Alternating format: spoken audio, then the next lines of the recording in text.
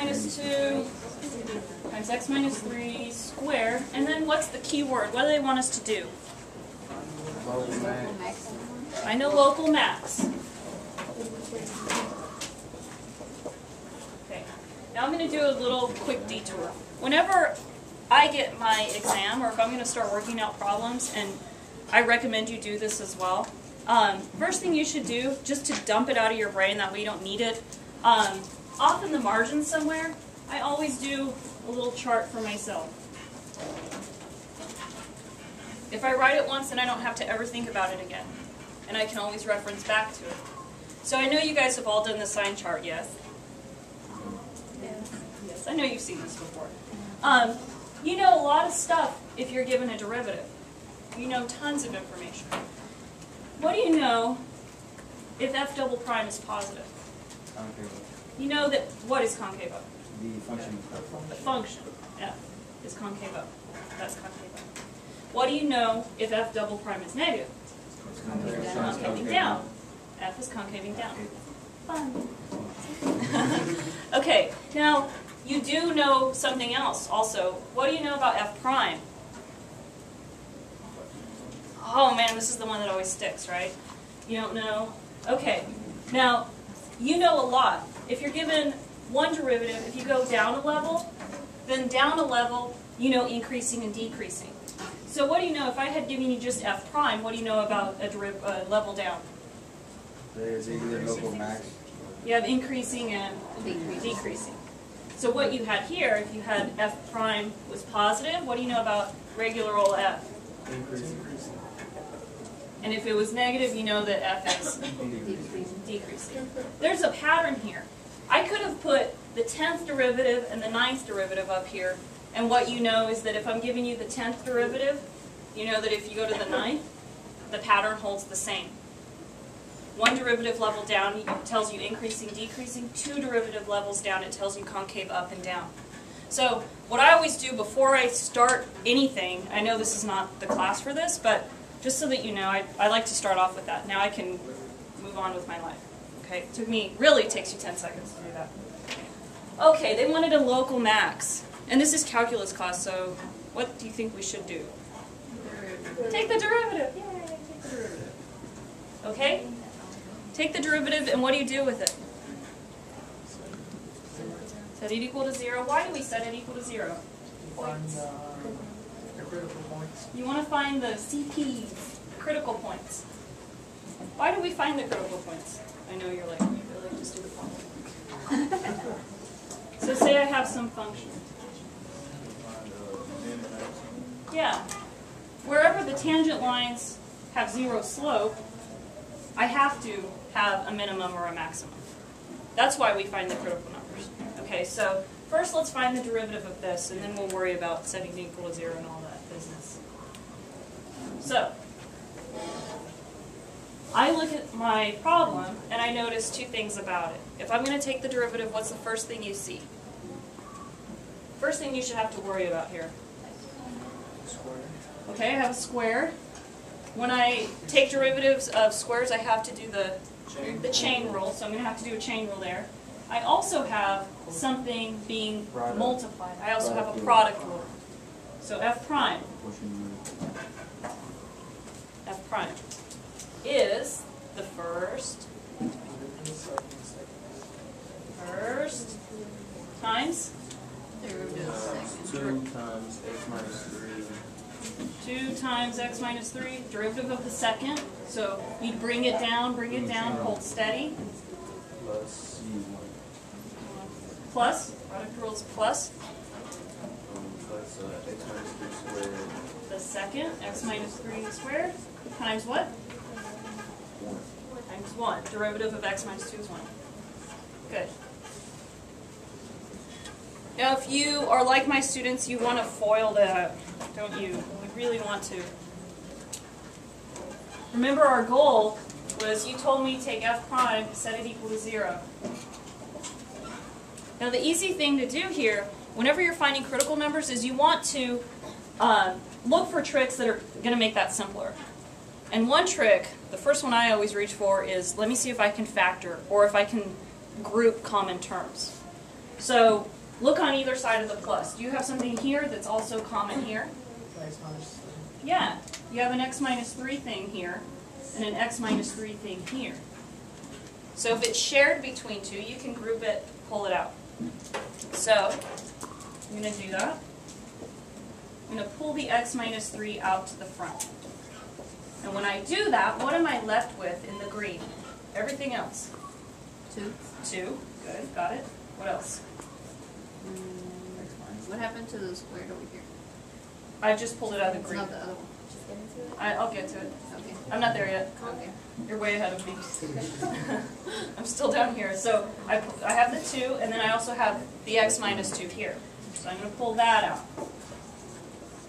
Okay, now I have one of these. If I take one of these away and I put it out front, I still have one of them sitting here.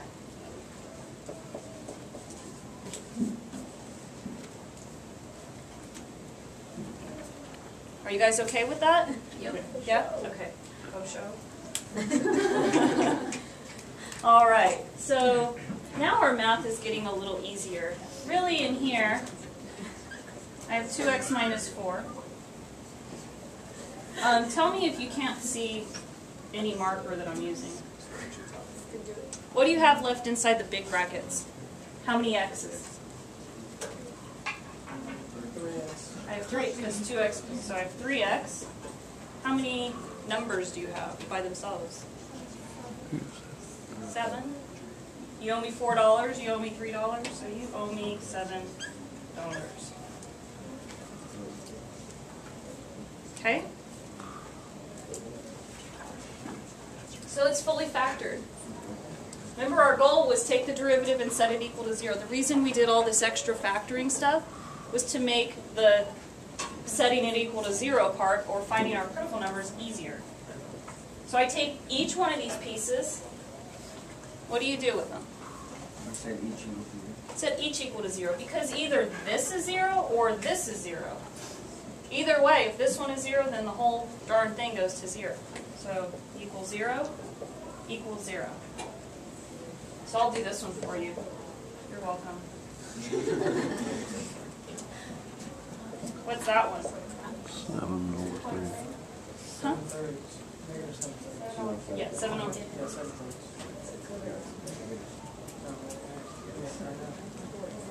All right.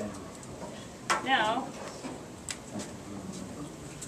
I found my critical numbers. They're 3 and at 7/3. What do you do after you have your critical numbers? You plug them into the original equation. Yeah, we are going to plug them in somewhere. The trick that we use is we use our number line. Oh, Remember that? yeah. Yeah? What goes up here on the top? F prime x. First derivative. Your derivatives go up here. So then what goes below the 1?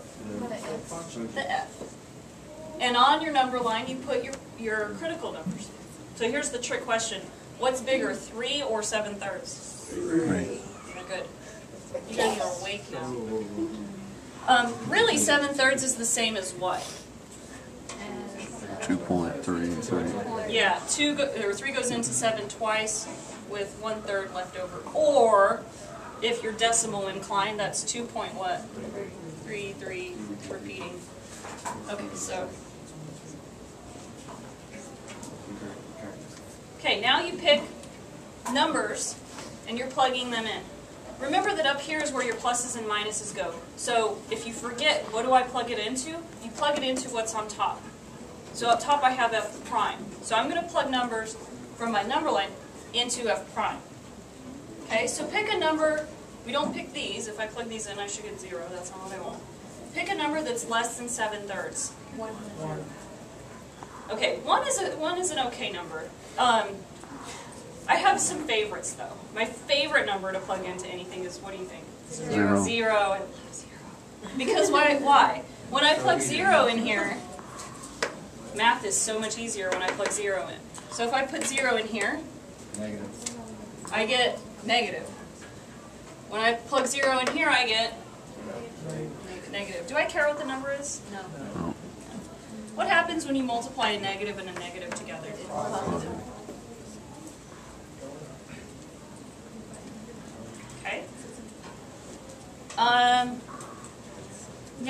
a number that's between 7/3 and 3. Remember, I said that 7/3 is the same thing as 2.33. So what's between 2.33 and 3? 2.5, okay. So I plug 2.5 into here. Why wouldn't I not want to plug it in here? Because that's a lot. Exactly. We're not here to do a lot of work. We're here to do smart work. So I'm going to plug it in here. Okay, so I plug 2.5 in here, and I get a Negative. negative. And then I plug 2.5 in here, and I get a, I just guess. Okay, let me, you're multiplying 3 times. It's negative. 3 times 2.5 is what? 6. 7.5. $7.50 minus 7, so it's positive. What happens when you multiply a negative and a positive? You get a negative. Good. Okay, now the easy stuff. Pick a number bigger than 3. Or Okay, 5. pick a huge number. Makes the math easier. 5 billion, okay? 5 billion minus 3 is a positive. 5 billion times 3 is a huge positive minus 7. Who cares? That's still positive. Positive times a positive is positive. See how easy math became just now? Okay. Now what do I put down here? What's going to go on the bottom row? Increasing and decreasing. When I have a plus, F is going up. Increasing. Negative means F is decreasing. Positive, increasing. What was the question? Local maximum. I sometimes get on a roll. Where's that local maximum? Local max, okay? So my function kind of does this. Goes up, down, up. Where does it look like I have a maximum? At the curve that was right. The first one. Yeah. There's your local max. Or if this is a free response question, they're going to ask you that. You're going to say it's where F prime changes what? From positive to negative. From plus to minus. I know that's multiple choice. Might as well. Okay. Any questions about that?